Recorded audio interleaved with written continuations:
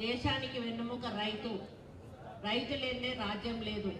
ఈరోజు రైతు 6 కాలాలు కష్టపడి పండించి పంట చేతికొచ్చి ఈరోజు మరి ప్రజల్లోకి మనం బతుకుతున్నామంటే రైతు కష్టపడితేనే ఈరోజు మనం బతుకుతూ ఉన్నాము. ఆ రోజు రాజశేఖర రెడ్డి గారు ఉన్నప్పుడు మొట్టమొదట రైతు గురించి ఆలోచించినటువంటి ముఖ్యమంత్రిగా ఆయన చరిత్రలో నిలిచిపోయాడు. ఆయన ఎప్పుడు కూడా అనేవాడు, రైతు అనేవాడు ఇలా ఒకరికి దానం చేయాలి కానీ ఇట్లా చేయించి అడగకూడదు అని చెప్పి పదే పదే చెప్పేవాడు. అదే పద్ధతిలో ఆయన ఆ రోజు మనకు ఉచిత కరెంట్ ఇచ్చారు, సబ్సిడీ మీద మనకు విత్తనాలు ఇచ్చారు, మీ అందరికీ కూడా గిట్టుబాటు ధర కల్పించారు.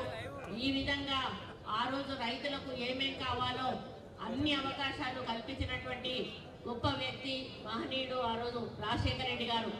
ఆ తర్వాత వచ్చినటువంటి బీఆర్ఎస్ ప్రభుత్వం రైతులను ఏమాత్రం పట్టించుకోకపోగా ధరణి పేరిట ఒక పోర్టల్ని తీసుకొచ్చి రైతుల నోట్లో మట్టి కొట్టి మరి దాంట్లో కొన్ని లొసుగులు పెట్టి ఆ లొసుగులను వాళ్ళ అవకాశంగా తీసుకొని ఆ భూములు ఏవైతే రైతులు ఉన్నాయో మరి వాళ్ళ మనుషుల పేరు మీద రిజిస్ట్రేషన్ అయ్యేటట్టుగా పాస్ పుస్తకాలు తయారు చేసుకొని ఈరోజు అసలు రైతు పక్కకెళ్ళి ఎవరో బయట వాళ్ళు వచ్చి అనుభవిస్తున్నటువంటి సంఘటనలు కోకొల్లలు.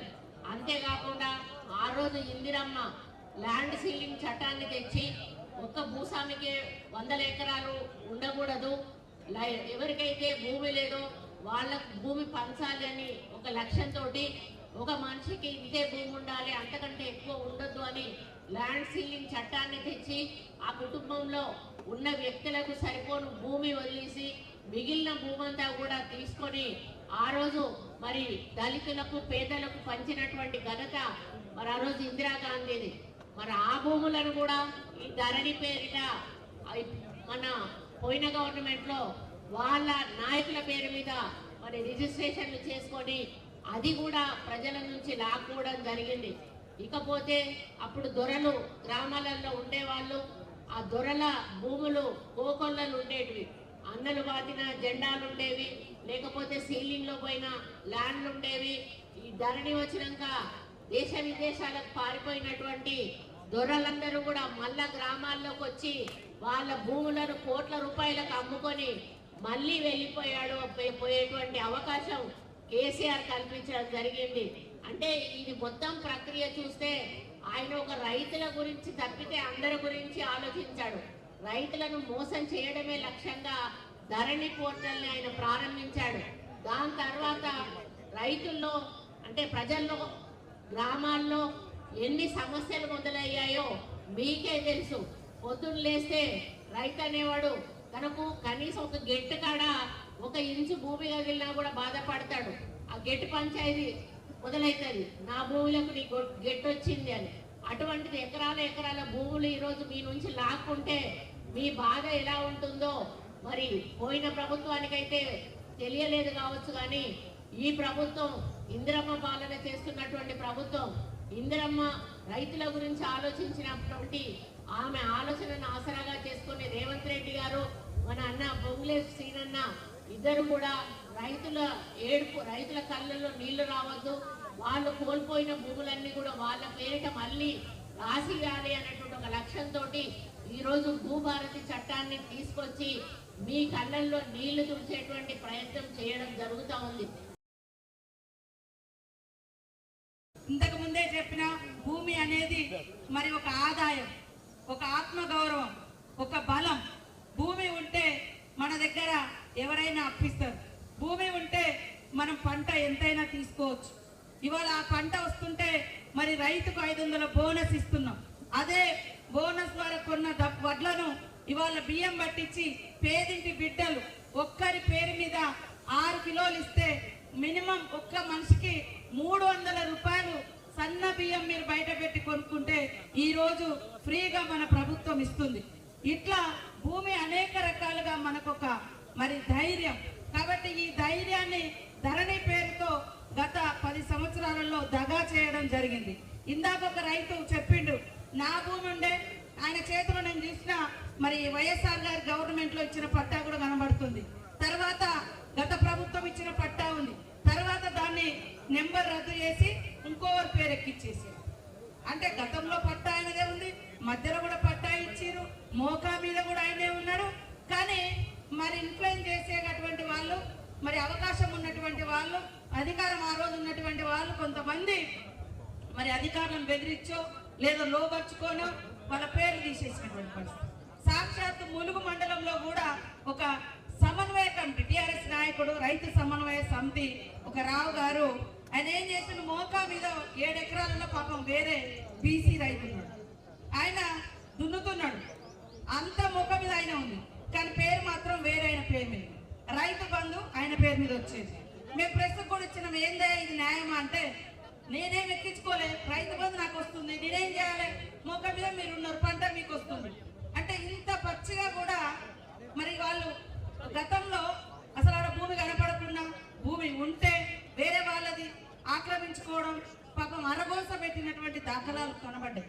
వాటన్నింటినీ చెక్ పెట్టాలనే ఉద్దేశంతో ఈ రోజు భూభారతి చట్టాన్ని తీసుకొచ్చి ఎవరైతే అర్హత ఉందో, ఎవరికైతే చెందుతుందో వాళ్ళకే ఈ భూమి దక్కాలనేటువంటి లక్ష్యంతో కొత్త చట్టానికి శ్రీకారం చుట్టినటువంటి సీఎం రేవంత్ రెడ్డి గారికి, పెద్దలు రెవెన్యూ శాఖ మంత్రి పొంగులేటి శ్రీరన్న గారికి మరొకసారి ధన్యవాదాలు తెలియజేస్తా ఉన్నాను. అధికారులు కూడా మనం చూసినాం, గతంలో వీఆర్ఓలను వాడుకున్నంత వాడుకున్నారు గత ప్రభుత్వం బీఆర్ఎస్ నాయకులు. ఎక్కడంటే అక్కడ వీళ్ళ భూమి వాళ్ళ పేరు మీద ఎక్కించుకున్నారు, వాళ్ళవి వీళ్ళకి ఎక్కించారు. తర్వాత లాస్ట్కి ఏం చేసారు, వాళ్ళే దొంగలు, అధికారుల దొంగలని వాళ్ళని తీసేసారు. మొత్తం ఎక్కింది ఏమో వాళ్ళ భూములు, వాళ్ళ పేర్లకు వేరే వాళ్ళ భూములు వాళ్ళ పేర్ల మీద ఎక్కించుకున్నారు, వాడుకున్నారు, అధికారులను వాడుకొని ఎక్కించుకున్నారు. తర్వాత అధికారులను దొంగలని చెప్పింది. కాబట్టి దయచేసి అధికారులు కూడా, ప్రభుత్వం ఒక మంచి లక్ష్యంతో ఈ చట్టాన్ని తీసుకొస్తుంది కాబట్టి తీసుకొచ్చింది, న్యాయంగా ఎవరికి దక్కాలో అవసరమైతే 100 మంది ఆ ఊరోళ్ళను, ఆ చుట్టుపక్కల కాసుదారులను తీసుకొచ్చి కూడా వాళ్ళ ముంగట సాక్ష్యాలు తీసుకొని ఇది నిజమా కాదా అని కూడా మనం విచారణ చేయాలి. కాబట్టి ఈ రోజు మిగతా విషయాలన్నీ కూడా పెద్దలు సీనన్న గారు, సురేఖక్క గారు మాట్లాడతారు. ఇక్కడ తీసుకున్నది ఈనాడు మీరు 1000 రూపాయలు కాదు కదా, మీ అప్లికేషన్ కూడా మన కలెక్టర్ గారే ప్రింట్ చేసి మీకు ఇస్తాడు. 1 రూపాయి మీరు పెట్టాల్సిన అవసరం లేదు.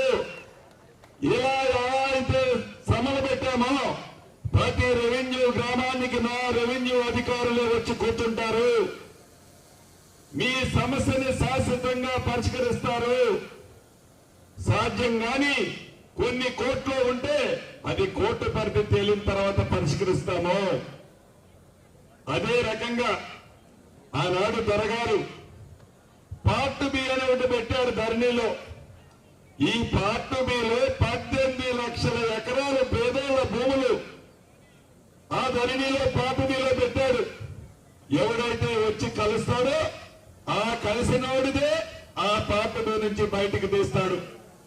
కానీ ఏదైతే ఈ 18 లక్షల పార్ట్ బిలో ఉన్న భూముల్లో పేదవాళ్ల భూములు 6 నుంచి 6.5 లక్షల ఎకరాలు ఉన్నాయి.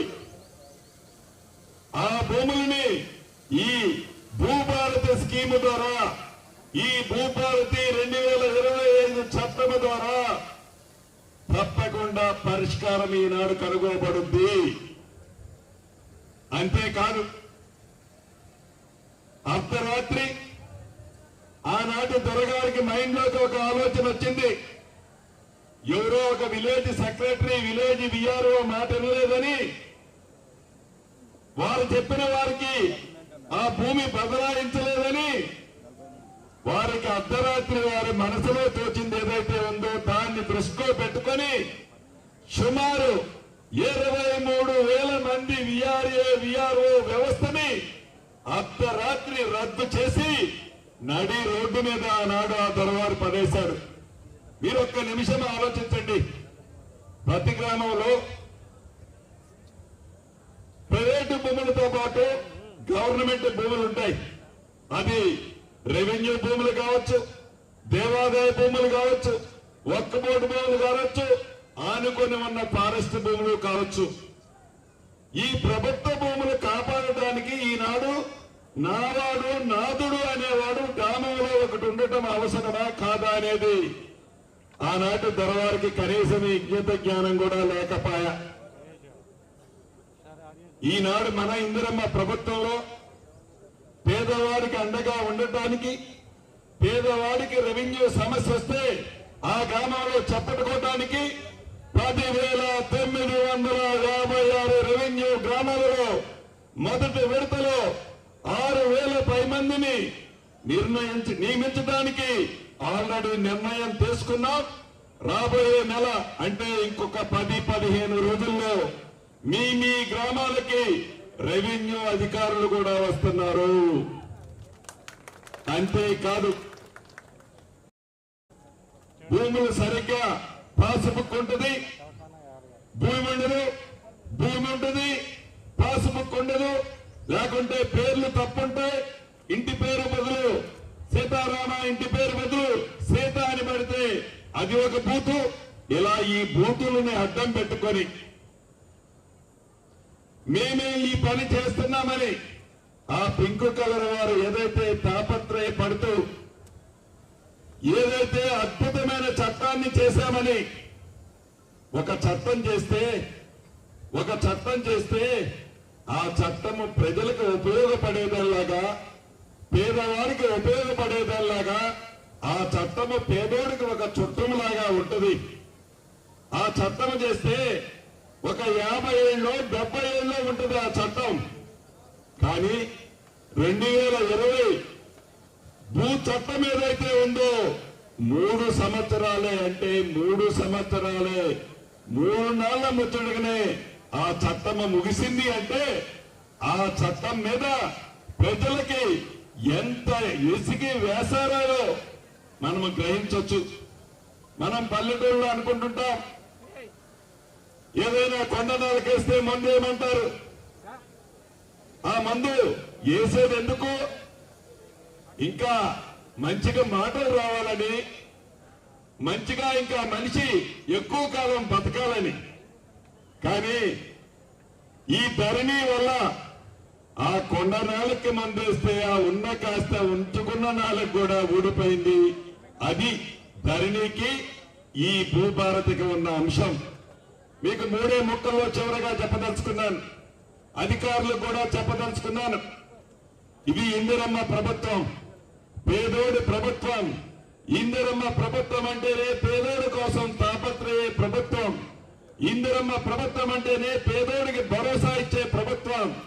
ఇందిరమ్మ ప్రభుత్వం అంటేనే పేదోడికి కన్నీళ్లు రాకుండా చేసే ప్రభుత్వం.